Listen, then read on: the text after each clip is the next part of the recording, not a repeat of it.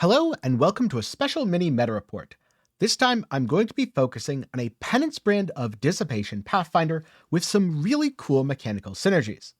Now, if you saw my recent video talking about the different types of Penance brand builds, you'll remember that I said there's one I wasn't going to talk about in detail, and that is a deep delving focused build which, at least as of the recording of this video, is the deepest character in the Affliction League. It's called Rudy Freefall, played by, I'm guessing, Rudy. And there's some really interesting mechanics here, including some stuff that you wouldn't necessarily expect, such as giving up a lot of damage. Quite often, deep delving builds tend to have hundreds of millions or billions of DPS, and at least according to POB, this one doesn't. But it has an incredibly well-rounded defensive setup, extremely consistent damage, and a surprising amount of quality of life. So first up, I want to go into a little bit about the damage scaling and why Original Sin is so important. Original Sin limits the ceiling of your DPS. It cannot go over a certain point because you don't deal with enemy resistances. You just don't interact with them in a meaningful way. However, it raises your baseline specifically because of that. And also this enables a lot of fun stuff from the Pathfinder Ascendancy, like using Nature's Reprisal. This is a non-poison build, so we don't see Master Toxicist, that also allows you to exceed the 35-ish million DPS cap that limits all dots. For more on that, maybe I'll talk about the dot cap in a future video. So right away, there's a few things I would expect, and a couple things that I wouldn't necessarily expect. First of all, a Blizzard Crown. There's absolutely no downside to this, it's just free base damage, because the downside is raising enemy cold res, but you don't interact with enemy resistance at all. Their chaos res is 0 and all of your damage is chaos. We've also got a very nice weapon here. +1/+1, some spell damage, crit multi, cast speed, everything you would expect. Also, the spell DD is just unethical. Absolutely unethical weapon. Defensively, we have Defiance of Destiny, a superstar of a recent league, which if you've seen my Immortal Pathfinder video, you'd know is quite a hit item. Being able to recover life based on what you're missing means that as long as a hit is small relative to your total pool, it can't actually kill you. And this allows you to outheal an incredible amount of damage. Another cool thing about this setup is the Fizz taken as. Or the taken as in general, because it's not just Fizz. There's certainly Fizz taken as on the Cloak of Flame, but there's Fizz, Cold, and Lightning taken as on the Shield. And that's where Dawnbreaker comes in and is really cool. Because normally those mods aren't particularly impactful. You're still mitigating something with resistances, but you're only taking damage that you already would have rolled against your resistances anyway. However, in the current league, you can really juice up your elemental defenses, which you can see here. Magic Utility Flasks have increased effect. We've got a Taste of Hate, which is not boosted by this, but then an Amethyst Flask, which is, a Ruby Flask, which is, and even the Quicksilver to go as fast as possible. This is one of the few times where I've looked at a Mage Blood on a Pathfinder and went, yep, that is correct. But the really cool tech comes from this, Sublime Vision. Auras from your skills have increased effect on you, in this case Purity of Fire. Auras other than Purity of Fire are disabled, though you can still use non-aura buff skills. And 30% of Cold and Lightning is taken as Fire. This does apply to dots, however, it does not apply to damage if it's already been shifted once. And that's why you see these very interesting resistances here with 90, 79, 12, and 16. The -12 lightning is because the build doesn't actually take any lightning damage. 100% of it is converted over to cold or fire, in this case all fire. But there is a little bit of cold damage taken from the shifted Fizz from Taste of Hate. That has to be mitigated. Therefore, you see 79% cold res. So we've got 20% on the shield, 30% on Sublime. Where's the rest? Well, coming over into POB, you will find Rakiata tempered by War. This means that 50% of your cold and lightning is taken as fire, 50 plus 30 plus 20 is 100. There is a little bit of lightning dot taken. Baron's Runes on the Ground could actually be somewhat problematic for this build. However, given the build's other defenses and recovery layers, it's probably not the biggest deal. This build is relatively low recovery, especially in comparison to a lot of other Penance brand builds, but it still has more than enough to feel comfortable. You're not going to be falling over, especially when you have massive amounts of damage mitigation, a lot of which does apply to your damage over time. There's some damage taken as chaos, damage taken as fire, which is pretty much all damage types, a little bit of damage taken as cold. You can see here how the natural cold damage is shifted away to fire, but the fizz being shifted over comes in from the taste of hate. Then none taken as lightning, it's all gone. And a little teeny bit taken as fizz. If anything, some slightly better rolls here would actually be very desirable, because if you eliminate that, you can't be inflicted with any bleed effects.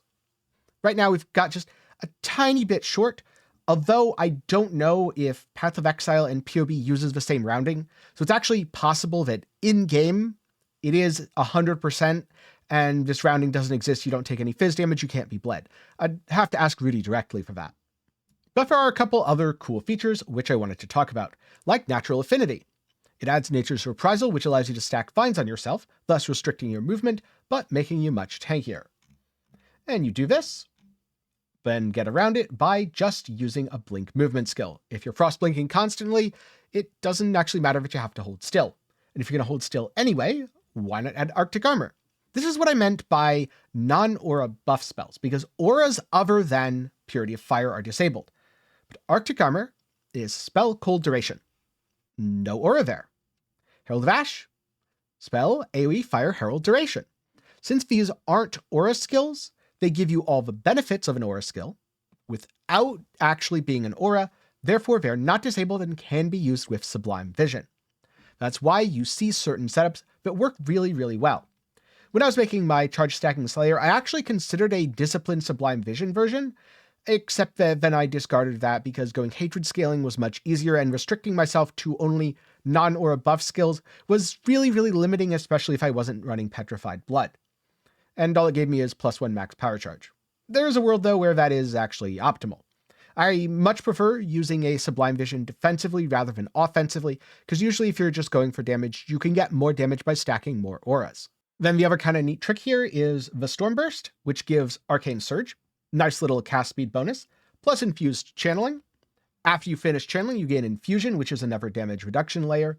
And there's even Caswell channeling Creeping Frost, so now everything's chilled, it moves more slowly, and potentially is vulnerable to other effects.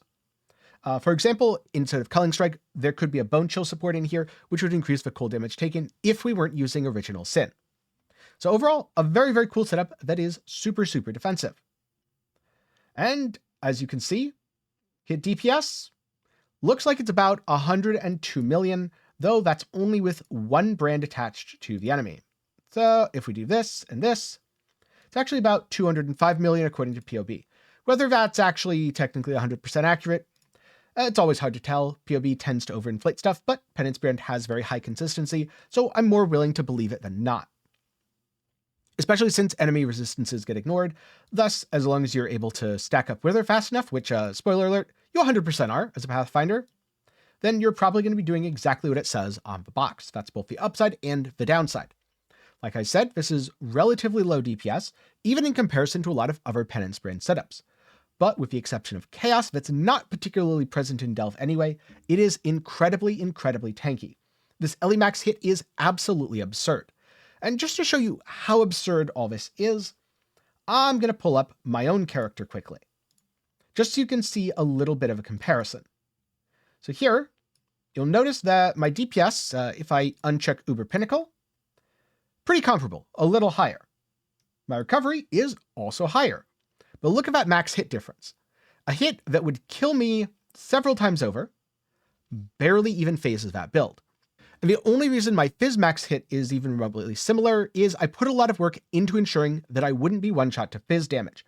However, my effective hit pool reflects that I'm quite likely to be killed by the second or third big hit, which Rudy's setup wouldn't run into issues with. He has just enough recovery that he'll heal back up to full without issue. So that's just a little bit of an interesting comparison. The reason I wanted to get into this is the idea of using a Sublime Vision and converting all your damage taken over to fire without going Mahuxolotls is pretty cool. And this kind of plays a counterpoint to a lot of Dan setups that are built around Mahuxolotls, which have been popular in the past. I especially like that everything really has been taken into consideration, like that you're taking a little bit of cold damage, so you need to mitigate them, thus mitigating the fizz you take as well. Oh, and also it's one of a few times where I've seen something like this used. The 25% chance to avoid elemental ailments is actually relevant. That's pretty neat. Now, is this a easy to set up thing that you can just go do? No, absolutely not. In fact, if you're not looking to deep delve or do tier 17 maps, I really wouldn't advise a setup like this because it's not particularly well-rounded and it does have a few vulnerabilities. For example, if something can penetrate your fire resistance, then you're going to take significantly more damage, which might make it a little bit less suited for certain types of content. However, this is a build that is purpose-made for deep delving. For deep delving, it is absolutely exceptional. And while the AoE range might be a little smaller, since it's a hit-based Pathfinder, you don't get all the prolif, there's no explodey, I'm sure it has more than enough damage that it can be used in maps, but that's not what it's made for. When talking about specialized builds, it is often important to talk about them within their specialty. But also, this is super, super cool, and so I wanted to highlight it today. With that said, I'm curious, do you like this mini meta report format, and would you want to see more videos like it? Instead of a full meta report, where I talk about a wide variety of builds and what they say about pathofexile as a whole, I'd be looking at one specific build and highlighting the mechanics that make it tick. I don't know if it'll still be called mini meta report or maybe mechanical synergies, build highlight. If you want to see something like that, then leave a comment down below with a title suggestion. And if you want to know more about some of the other builds that I was talking about in terms of Penance brand, check out my previous video or my charge stacking Penance brand Slayer, which I've found a lot of success with, especially when it comes to taking on Uber bosses. Or of course, you can always read more about the meta report over at MaxwellGG. Links to all of those will be up in the card and down below. Now, with that said, I'd like to take a moment to thank my patrons and channel members for the continued support. Direct support is crucial to my ability to make side project videos like this one, things that I think are really fun and cool, but aren't necessarily the most friendly to the YouTube algorithm. So if you want to see more videos like this, the best way to do so is support using the link below. You might even see your name on screen like these fine folks here. With that said, that's all for me today. Thank you very much for watching to the end. I hope you learned something. I'll see you again soon, and hey, if you want a deep delver build, I think you now know which one you can copy. Or you can come up with a completely different setup since there's plenty of ways to get to deep delve, and this league more than any other, there's a ton of ways to find success.